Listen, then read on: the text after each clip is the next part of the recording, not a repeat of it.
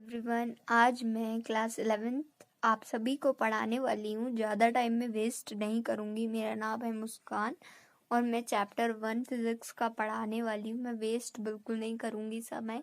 पहले ही बता रही हूँ, ध्यान से समझना और पूरा देखना। यह आपके फ्यूचर का सवाल है। बार बार मैं नहीं कहूँगी कि आप पढ़ो पढ़ो। अब आप बड़े हो चुके हो, आप 11th 12th में आ चुके हो, तो आपको बोलने की ज़रूरत नहीं पड़नी चाहिए, क्योंकि इतना इजी भी नहीं है और इतना हल्के में भी मत लेना और इतना डिफ़िकल्ट भी नहीं है। अगर आप डेली प्रैक्टिस कर रहे हो तो आपके लिए बहुत इजी है। अगर आप डेली प्रैक्टिस नहीं कर रहे हो तो आपके लिए उतना डिफ़िकल्ट बनते जा रही हैं चीज़ें। What is science? अब बेसिक क्वेश्चन ही अगर आपको नहीं आएगा, कोई आपसे पूछेगा, अगर आपने पूरा पढ़ रखा, जी जान लगाया है, फिजिक्स पूरी पढ़ी है, केमिस्ट्री पूरी पढ़ी है, बायो पूरी पढ़ी है, जी जान लगाए, बट आपको व्हाट इज़ साइंस का ही मतलब नहीं पता है, तो आप वहीं पे गिर गए। आपको इतना इजी आंसर ही नहीं आता।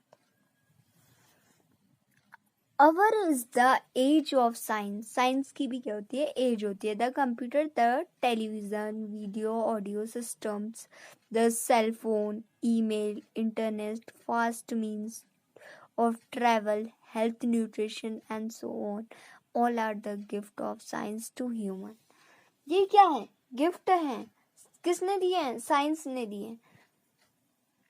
एक तरफ से इमेजिन ही करो कि अगर आपने साइंस ली है तो आपको अब इमेजिन करने की, सोचने की ज़्यादा होगा, सोचना ज़्यादा पड़ेगा। अब देखो, इमेजिन करो, अब आपको देखो गिफ्ट दिया है, टेलीविज़न दिया है। अगर बाय द वे देखो, आज इंटरनेट नहीं होता, आज मोबाइल फ़ोन नहीं होता, आज वीडियो ऑडियो सुनने, अगर मोबाइल फ़ोन ही नहीं होता, लैपटॉप नहीं होता, तो क्या हम आगे बढ़ सकते थे? हमारा देश आगे बढ़ सकता था? नहीं बढ़ सकता था ना। तो कौन लेकर आया? साइंटिस्ट तो लेकर आए। साइंटिस्ट में भी कौन? डीप में जाओ, साइंटिस्ट में भी कौन सा साइंस लेकर आए? नील्स बोर लेके आए। साइंस के फेमस साइंटिस्ट थे वो, ठीक है। तो इसके बारे में हम आगे डीप में पढ़ेंगे, बट मैंने आपको बता दिया, इसे अच्छे से याद करना। मैं इम्पोर्टेंट भी बता रही हूँ, पहले बता रही हूँ कि इम्पोर्टेंट हर चीज होती है, तो आपको याद करनी, ठीक है। तो अब क्या होता है? देखो, गिफ्ट दिया साइंस ने, देखो साइंस गिफ्ट दे रहा है। अब देखो, हम लोग सोचते हैं ना साइंस बहुत बहुत ईजिली हो जाता है। भाई, अगर हम फिजिक्स पढ़ रहे हैं ना, मैं आप सभी को यही बताना चाह रही हूँ, अगर हम फिजिक्स पढ़ रहे हैं, ये जो टेलीविजन है, इसमें जोड़ जंतर, ये सारी चीजों में क्या लग रहा है? हमारा आइडियाज तो लग रहा है, हमारा माइंड तो लग रहा है, हमारा कॉन्सेप्ट तो लग रहा है। अगर हमारे पास माइंड है, आइडिया है, कॉन्सेप्ट नहीं है, तो क्या हमारा कुछ हो पाएगा? नहीं होगा ना। अगर हमारे पास आइडिया है और कॉन्सेप्ट नहीं है, तो हमारे पास कुछ नहीं हो जाएगा। कॉन्सेप्ट और आइडिया नहीं है तो हमारे पास कुछ नहीं हो पाएगा। दोनों चीज होना बराबर है। अब देखो, हम आगे पढ़ते हैं। There is not even a single field. ये कोई सिंगल फील्ड नहीं है ऑफ ह्यूमन एक्टिविटी। ये सिंगल लोगों की बात नहीं है, सिंगल फील्ड नहीं है, which has not been infused by science. The word science originates from the Latin verb scientia, meaning to know. The Sanskrit word scientia means क्या होता है? ये संस्कृत वर्ड है। Vijnan and the Arabic word im convey similar meaning, namely knowledge. Humans have always been curious about the world around them. The night sky with its bright celestial crystal object, the regular repetition of the day and night, the annual cycle of section, the eclipse, the tides, the volcanoes, the rainbow have always been a source of wonder. The inquiring and imaginative human mind observes all their wonders carefully and looks for a meaningful pattern and relations in their phenomena. New tools are built up and used for future studies. हम जितना new tools, हम जितनी नई नई चीज़ें सोचते रहेंगे, जितना हम सोचेंगे, जितना आइडिया हमारे मन में आएगा, उतनी ज़्यादा हम अच्छी स्टडी कर पाएंगे, फ्यूचर स्टडी कर पाएंगे। ये किससे होगा? अगर जब हम एक्सपेरिमेंट करेंगे, ज़्यादा से ज़्यादा चीज़ें सोचेंगे, फिर एक्सपेरिमेंट करेंगे, तो उससे हमारी क्या बढ़ेगी? नॉलेज भी बढ़ेगी और हमें आता भी रहेगा। जो हम पढ़ेंगे वो हमें आता भी रहेगा, है ना? अब हम आगे बढ़ते हैं। This knowledge which human have gained, ये नॉलेज कौन कर सकता है गेन? ह्यूमन कर सकता है। Observation and experiments when organised systematically is called science.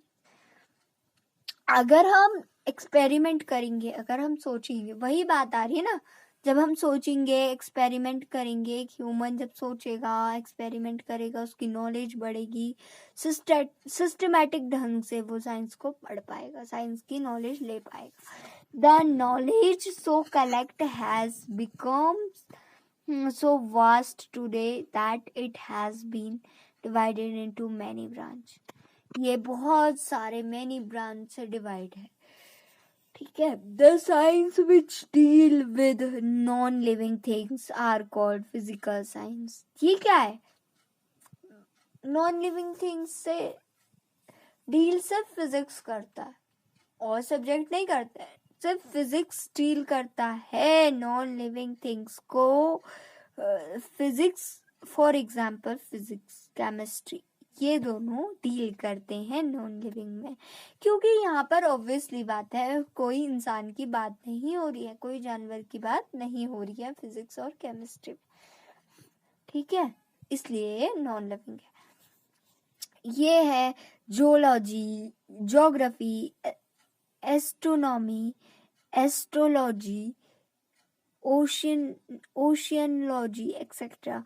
The science which deal with living things are called biological science. Biological science क्या है? लिविंग थिंग्स है, और फिजिक्स, केमिस्ट्री क्या है? नॉन लिविंग है। For example botany, zoology, ornithology, anthropology, entomology, forensic science, etcetera, ठीक है। फिर है according to Albert Einstein the greatest scientist of all time. ये ऑर्बर्ट आइंस्टाइन क्या थे? ग्रेटेस्ट साइंटिस्ट थे अपने टाइम में, हर वक्त। Science is not just a collection of loss.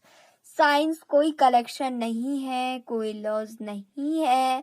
Science क्या है? कैटलॉजिक्यू टू अनरिलेटेड फैक्ट है। It is a creating of human mind with its freely invented ideas और concept। बहुत ज़्यादा इन्वेंटिव आइडियाज, कॉन्सेप्ट आएंगे जितने मन में, वही है फिजिक्स, वही है chemistry. The same scientist once remark the most incomprehensible thing about the world is that it is comprehensible. This statement is based on a simple fact that the behavior of everything in this vast universe is governed by some well-defined laws. According to Bruce Landsay, science is a method for describing, creating and understanding human experiment. जितना हम लोग ना सोचेंगे, जितना हम imagine करेंगे, वही है साइंस। अगर हम बाई चांस साइंस ले लिए हमने और कुछ सोच नहीं रहे हैं, हम कोई एक्सपेरिमेंट नहीं कर रहे, तो उसका मतलब नहीं होता साइंस लिया। साइंस लेने का मतलब नहीं होता कि साइंस को हम इतना दिमाग में रहना भी चाहिए, उतना दिमाग में एक्सपेरिमेंट होना भी चाहिए, वही है science. In the word of a famous scientist, Neil Bohr, the task of science is both to extend the range of our experiment and reduce it to order. ये क्या करते हैं? Order reduce करते हैं. According to Garrett Horton, science is ever unfinished quest to discover all facts, the relationship between things, and the laws by which the world runs. In the words of Phillips Feynman, I would like not to underestimate the value of the world view, which is the result of scientific effort. जितना हम कहते हैं ना कि आपने science ली है, अब आपको स्ट्रगल करना पड़ेगा, आपको एफर्ट मारने पड़ेंगे. अगर आपको मतलब वो अपने उससे बताते हैं, अपनी नॉलेज से बताते हैं, बट हमें अपनी नॉलेज लगानी चाहिए कि हमें किस टाइम में क्या करना है, किस टाइम में कितना पढ़ना है, किस टाइम में कितना सोना है, कितना खाना है. ये सब हमें अपने मन से पता होना चाहिए. इमेजिन नहीं करना है. लोग हमसे आकर बोल रहे हैं कि आप ये कर लो, वही ठीक नहीं है.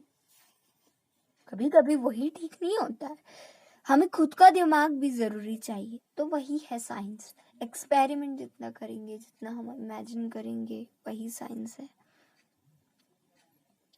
ठीक है. According to Heisenberg, the two processes, that of science and that of arts, are not very different. Both science and art form in the course of centuries. ये both science और arts में कोई difference नहीं है. Both are same. Both are same. Form in the course of centuries a human language by which we can speak about the more real part of reality. A famous philosopher, Bertrand Russell, comments on science and follow. We know very little, and yet it is astonishing that we know so much, and still more astonishing that so little knowledge of science can give us so much power. Science के पास बहुत ज़्यादा power भी होती है. यही तो science है. हम लोग साइंस को बहुत इजी भी नहीं है. देखो, पढ़ने वालों के लिए सब इजी होता है, बट नहीं पढ़ोगे तो कुछ इजी नहीं होगा. तो अब हम चलेंगे दूसरे पार्ट में. मैं नेक्स्ट वीडियो कल अपलोड करूंगी. आज के लिए इतना ही. मिलती हूँ नेक्स्ट वीडियो में. Take care. Bye bye. Thank you so much. और इसे अच्छे से ध्यान पूर्वक याद करो, समझो, कॉन्सेप्ट याद करो, क्वेश्चन प्रैक्टिस करो. यही आपका वर्क है. Thank you.